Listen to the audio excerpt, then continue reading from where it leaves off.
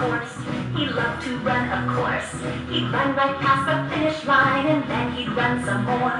He'd walk, he'd trot, he'd run, he'd gallop and gallop and gallop. He'd walk, he'd trot, he'd run, he'd gallop and gallop and gallop and gallop and gallop. His name was Little Red. He was a thoroughbred. And when he'd race, he'd train for days. He never went to bed.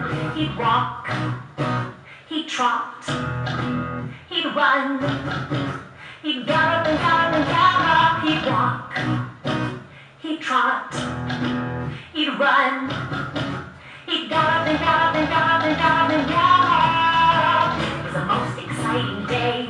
Little Red would race in May. I'll run for the roses, Dad explained. 2 minutes was all the way. On your mark, get set, and go! The horses in a row. But Little Red ran past them all. He won the race and show.